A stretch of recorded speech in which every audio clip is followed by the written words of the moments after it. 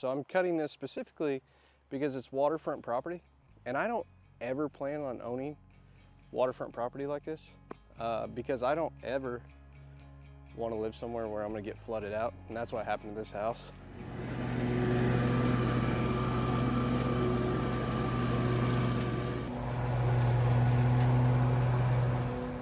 Here's where the water was, and inside you can see it on the walls as well. That's the fridge. It flipped over.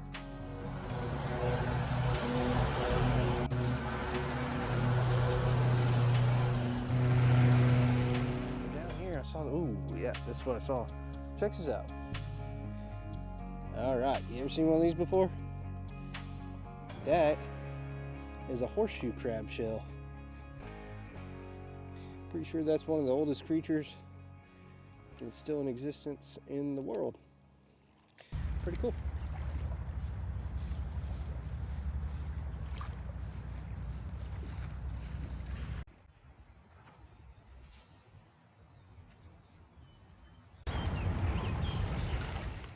What a blessed life I live. What a gift from God.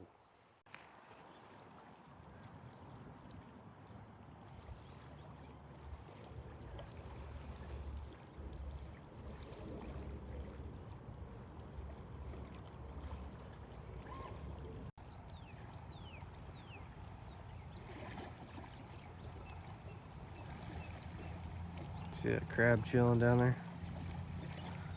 It's kind of cool.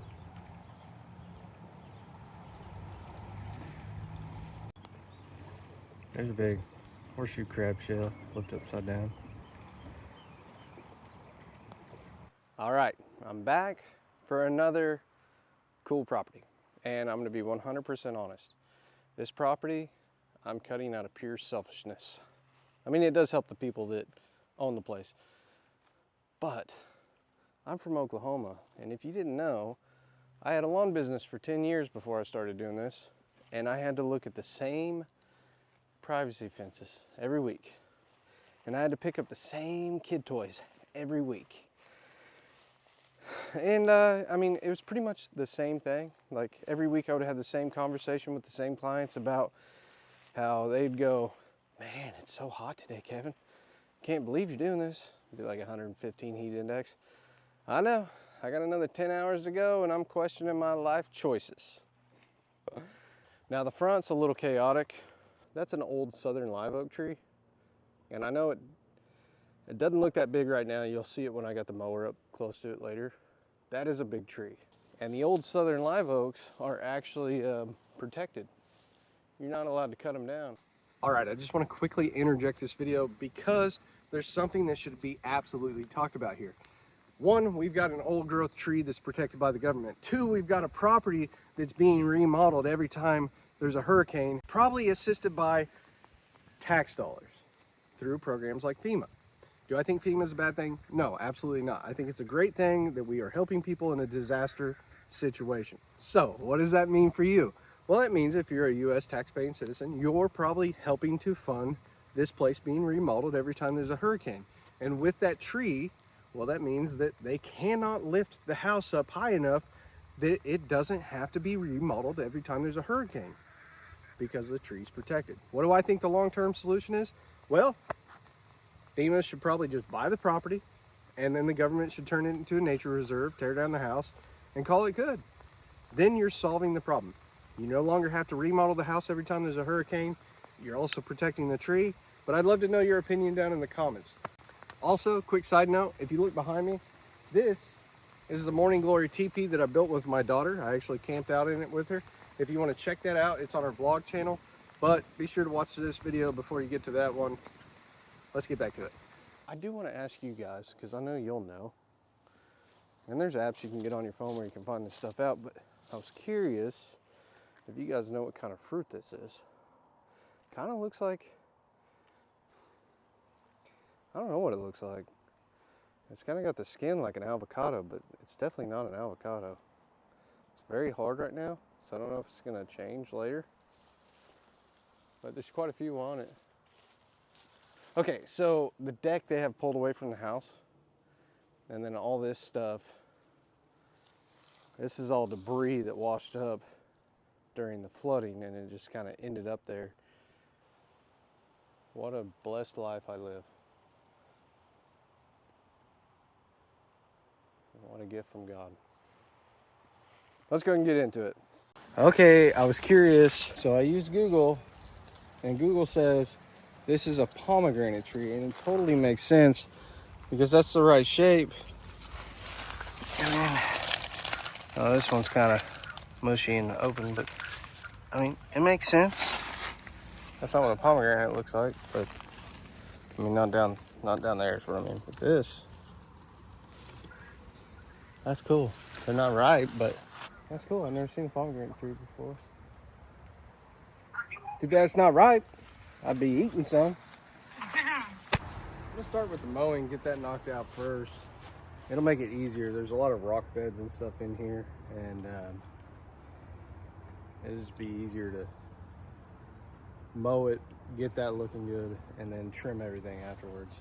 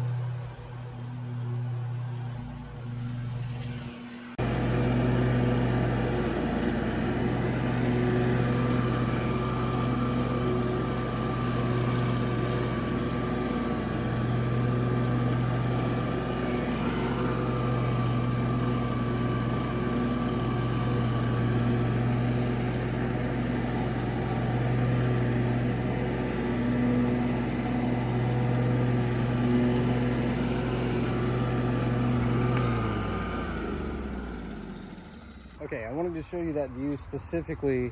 I don't know if you can tell, but every time I hit something with the front wheels of the mower, I know that I'm hitting something. I can feel it in the machine and the way the machine moves.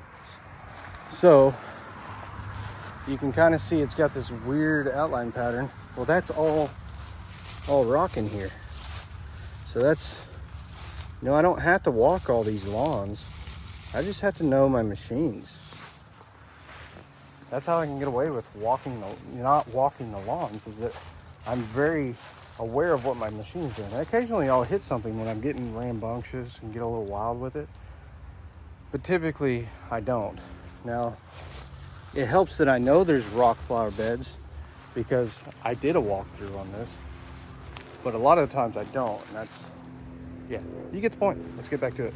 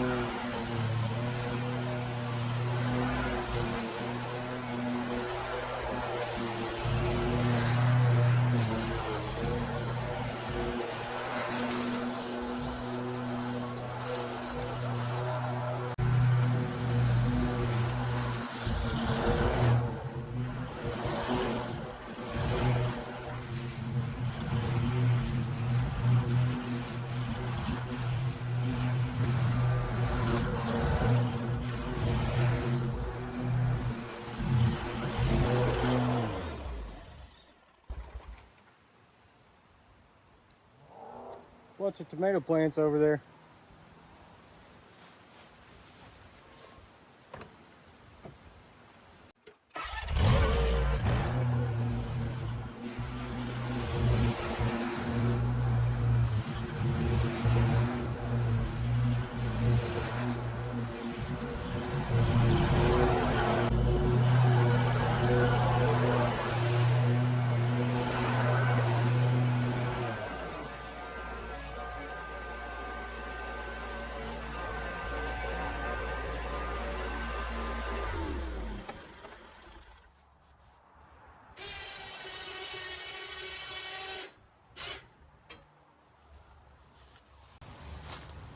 The grass is pretty nice here, and the blades, they're cutting good, but they could be cutting a lot better. So.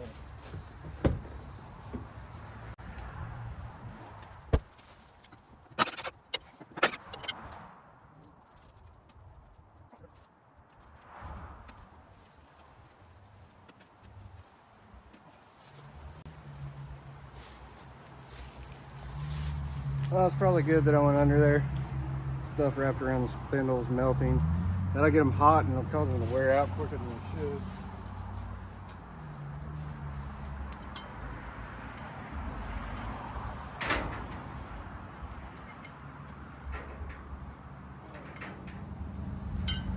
Everybody asks about my blades all the time. These have been on there for probably 5 or 6 jobs. They still look really good. I'm just gonna touch them up, slap them back on. They're really not far from being sharp. I'm actually pretty sharp right here. And they've only got a few dings and dents. I've hit a couple rocks, so, you know, nothing crazy. This isn't a how-to video, but basically you just follow the angle, which is 30 degrees. And I don't need to hit this side unless you got crazy burrs. It doesn't have to be razor sharp. Just putting the edge back onto it. So, and you want to do consistent, even strokes. So don't press hard and let off. Consistent count. 1, 2, 3, 4, 5. Whatever you do on one side, flip it, do that same thing on the other side. You'll be fine. It won't be out of balance. Some people get weird about that. It's gonna be out of balance. You're gonna mess your spindles up.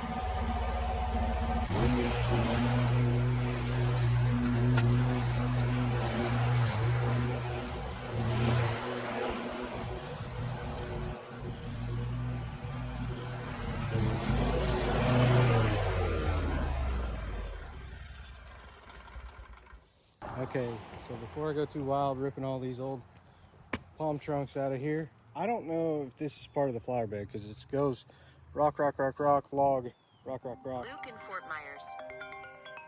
Getting a call from somebody in Fort Myers.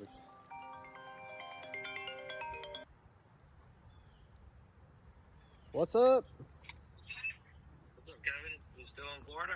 Yes, sir. I'm over in Punta Gorda, I think. Port Charlotte, maybe. Yeah. I'm making a video right now. Say hi to the world, bro. Oh, what's happening? The boring channel? Hello, world. All right, I'm getting ready to mow this. I got a few issues like some trash I got to pick up, but I also have to avoid shooting stuff into the street. This is a pretty busy road, so I want to shoot as little as possible that way.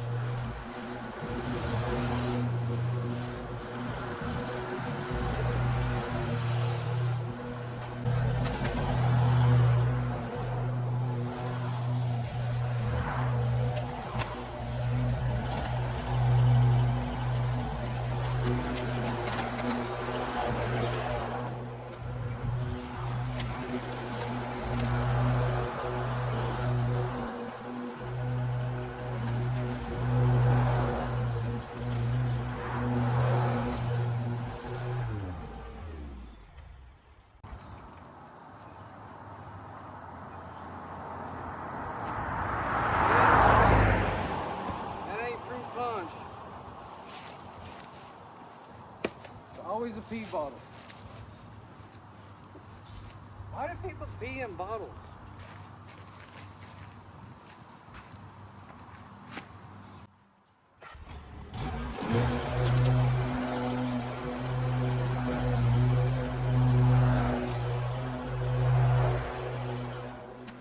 All right, I'm gonna have to mow it again, but while off camera, I laid some stripes.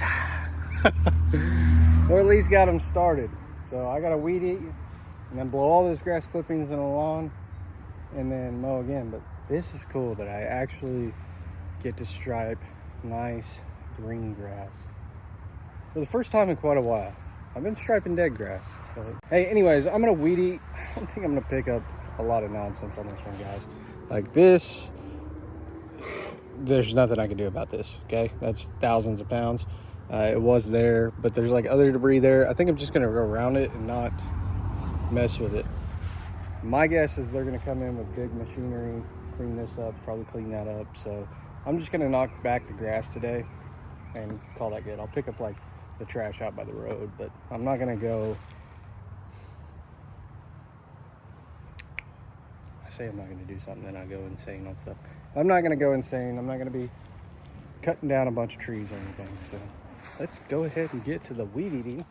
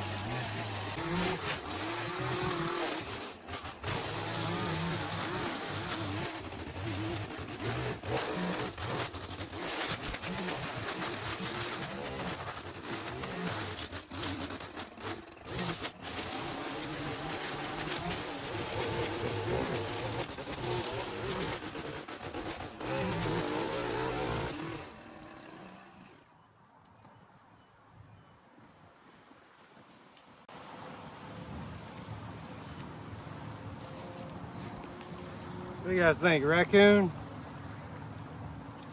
Cat? I don't know.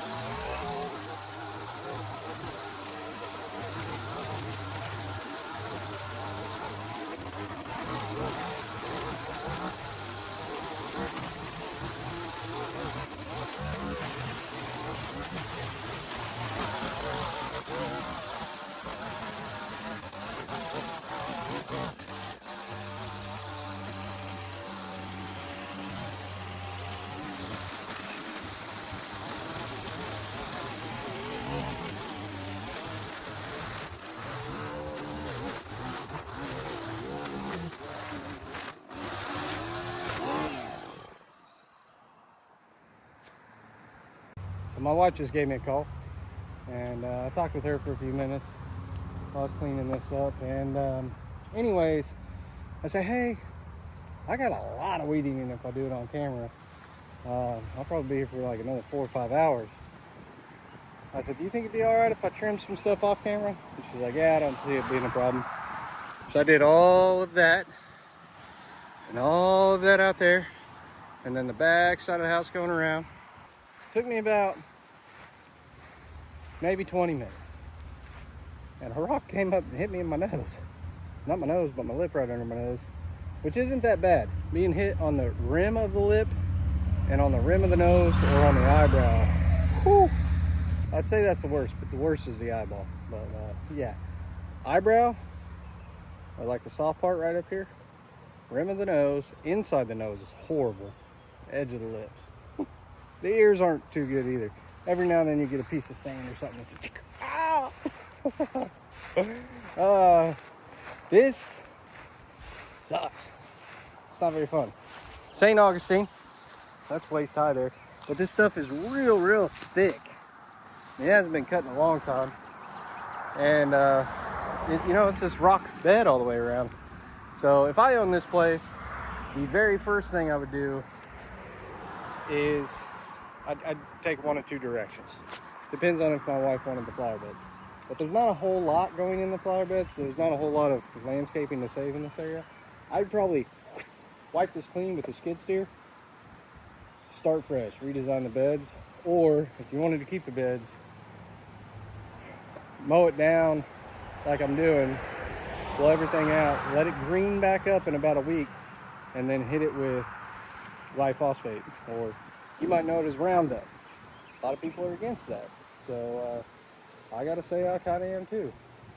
So I think I'd just wipe it clean, build new flower beds, something with less trimming. If you're gonna set up flower beds at your house, by the way, like the rocks look awesome, and I've got some rock flower beds at my house. But string trimming it, no fun. It eats up way more string. It takes more time to maintenance. So I do have a friend that cuts lawns in California, and he does chemical treatment and stuff. So fertilization, weed control, that type of stuff. And he sprays kind of like a 5 or 6 inch border around all the rock beds. And then he actually edges it so it looks super clean. I really like to look at that. I've only seen him do that. I'm sure that's a common thing in California, but not really everywhere else I've been. I can't do anything about this, by the way. Yeah, I could try dragging it over there. There's a bunch of nonsense in here. It's not worth coming in contact with the inevitable snakes that are in that. Because it's warming up. It's Florida. There's definitely snakes in this territory. Kind of the same thing with this pile over there. But I imagine with what they're doing with the deck, they're going to come in and they're going to use machines cleaning that stuff up. Back to trimming.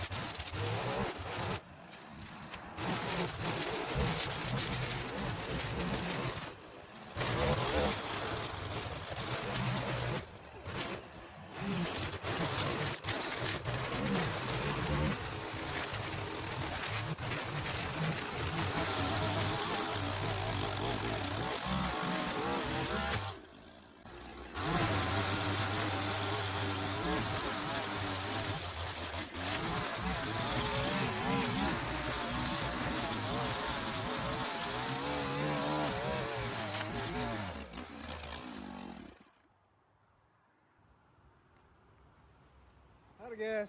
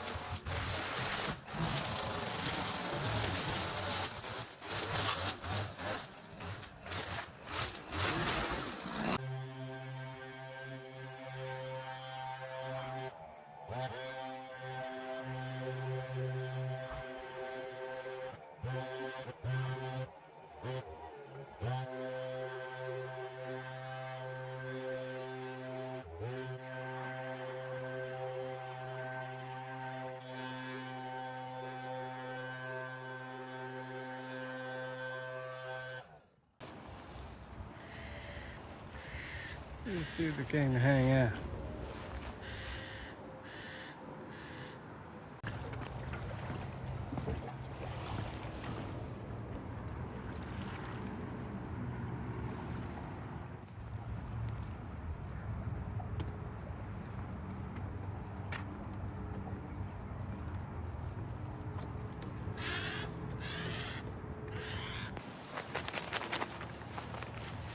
Not done yet.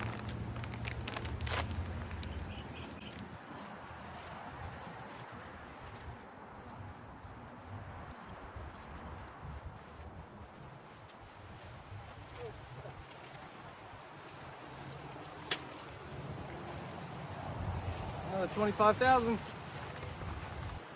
All right, guys, I hope you enjoyed this one as much as I did. It came out looking really sharp. There's still a lot of stuff that needs done after all the house flooded out. I don't know what's gonna happen, whether they're just gonna sell it as is, or if they're gonna demolish the structure and rebuild. I'm probably leaning towards they're gonna remodel it, fix it, and, you know, hope somebody buys it. Anyways, I don't know if this is a stock image or if this is the image, if this is an actual picture of the homeowners that lived here. I ended up finding it in some of the debris over there. I thought it was kind of cool. But anyways, if it's not them, I'd like to imagine that's what they look like, you know.